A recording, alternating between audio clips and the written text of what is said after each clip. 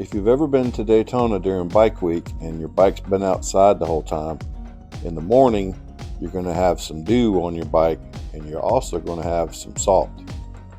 I use the Zep TNT truck wash basically on all my bikes. It's really good. You mix it about an ounce to a gallon, and also use a microfiber towel as the wash rag.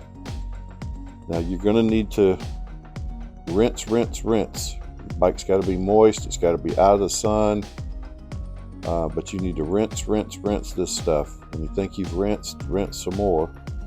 Then I use a leaf blower to blow off all the water, and just take your time, blow all the water off of it, and then come back with a fresh dry microfiber. All you got to do is basically wipe it off and it's done. As you can see, here's the finished bike. I've got another one I'm about to do. I'm going to pull it out of the trailer, so hang in there for the next bike. It's coming up here in just a minute. But this stuff works really good. It's available on Amazon. I don't get an endorsement for this. I'm just giving out some information that might be helpful to everybody. It's Zep Truck and Trailer Wash. You can buy it by the gallon or by the 5-gallon bucket. Either way.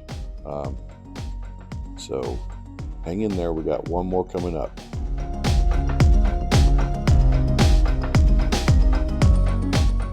Okay, this bike has a lot more chrome on it. This little bike's been built since 2008, and it got rained on during bike week this year, which is not a big deal, but you got to get the salt off. So I'm going to go ahead and make sure I get this one cleaned. I don't want any rust blooming on it. It hasn't had any blooming since it was built, and I don't want any blooming now. But the same thing, rinse. Then come back and dry.